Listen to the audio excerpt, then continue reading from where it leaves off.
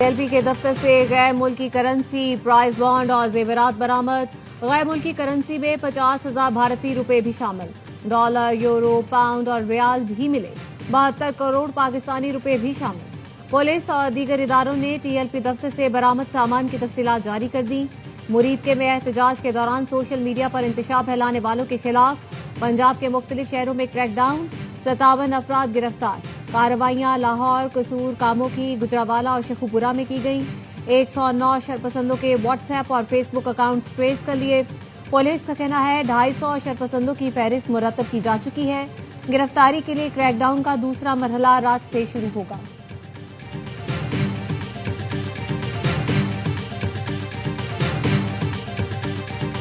मुरीदके में police inspector की शहादत और अहलकारों के जख्मी होने का मुकदमा दर्ज। TLP क़यादत समेत दर्जनों कारकुनान नामजद।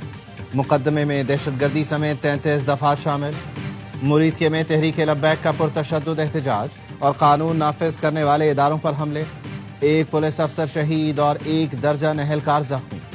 पुलिस ज़राए का कहना है इब्तदाई तौर पर इंतजामिया ने मुज़ाकरात किए, हुजूम ने पथराव किया, कीलों वाले डंडे, पेट्रोल बमों का इस्तेमाल हुआ। पोस्टमार्टम रिपोर्ट्स के मुताबिक फायरिंग में इस्तेमाल गोलियां छीने गए असलहे की थी।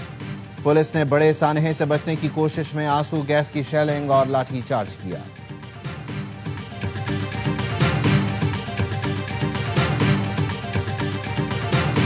नए वजीर आला KP से बगैर किसी ताखीर हलफ लिया जाए। पेशावर हाई कोर्ट ने PTI की दरख्वास्त पर फैसला सुना दिया।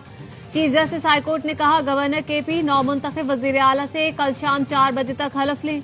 गवर्नर ऐसा नहीं करते तो स्पीकर सूबाई असेंबली हलफ लें। अली अमीन गंडापुर ने असेंबली फ्लोर पर कहा कि उन्होंने इस्तीफा दिया है। KP असेंबली ने नए वजीर आला का इंतखाब किया। KP असेंबली ने गुज़श्ता रोज सुहेल आफरीदी को नया वजीर आला मुंतखब किया था। PTI ने पेशावर हाई कोर्ट का फैसला खुशाइन करार दिया। आसद कैसर ने कहा आज जमहूरियत और कानून की फतह हुई, अदालत ने इंसाफ का साथ दिया। जुनैद अकबर ने कहा हमें अपनी अदालतों पर यकीन है। सियासी लोगों का भी शुक्रिया जो इस आईनी काम का हिस्सा बने।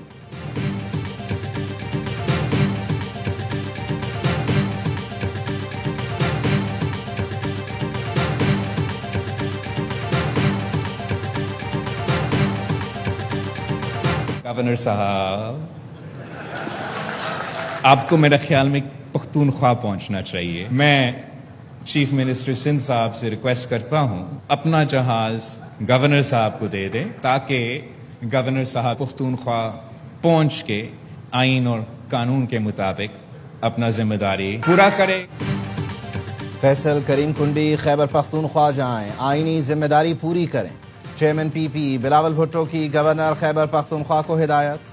फैसला आने से चंद लम्हे पहले बिलावल कराची में तकरीब से खिताब कर रहे थे। फैसल कुंडी को मुखातिब करके कहा गवर्नर फैसल करीम कुंडी खैबर पख्तूनख्वा जाएं, जाकर आइन और कानून की जिम्मेदारी अदा करें। वजीर आला सिंध को दरख्वास्त करता हूँ अपना जहाज गवर्नर KP को दें। फैसल करीम कुंडी ने कहा कभी हलफ लेने से इनकार नहीं किया, हमेशा कहा कानून और आइन पर अमल दरामद करेंगे। आज रात हर सूरत खैबर पख्तूनख्वा पहुंच जाऊंगा, आईनी फर्ज अदा करूंगा। सवाल हुआ बिलावल आपके कान में क्या कह रहे थे? जवाब दिया वो बातें आपको बताना होती तो कान में नहीं करते।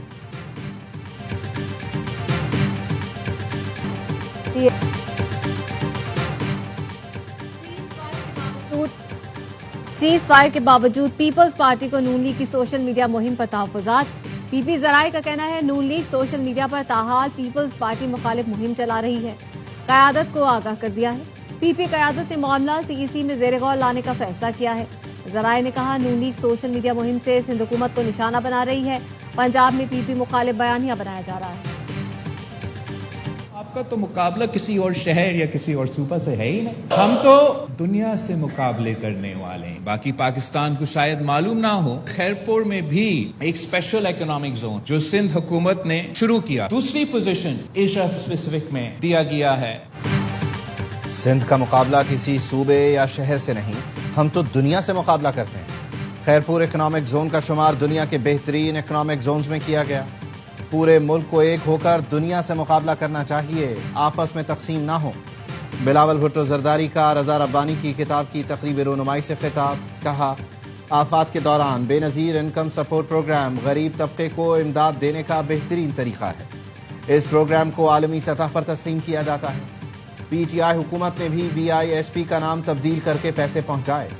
وزیر اعظم شہباز شریف کل مصر میں امن اجلاس میں موجود تھے۔ صدر ٹرمپ نے وزیر اعظم کو دعوت دی۔ پورے ملک نے وزیر اعظم کا خطاب سنا۔ امید رکھتے ہیں کہ غزہ میں سیز فائر جاری رہے گا۔ تاریخ میں سب سے زیادہ جنگ بندی توڑنے والا ملک اسرائیل رہا ہے۔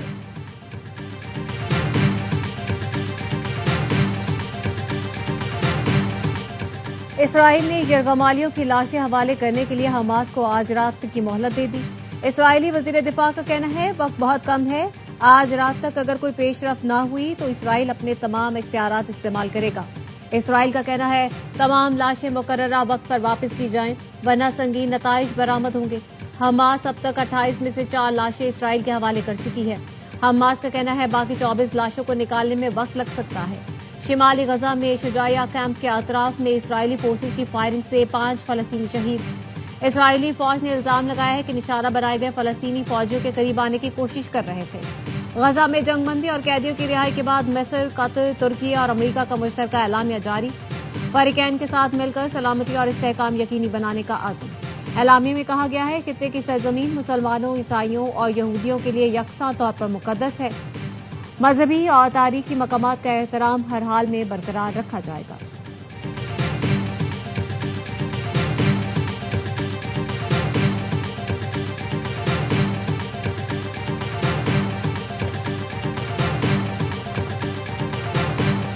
غزہ میں زندگی معمول پر آنے لگی۔ جنگ بندی معاہدے کے بعد ہزاروں فلسطینیوں کی اپنے گھروں کو واپسی۔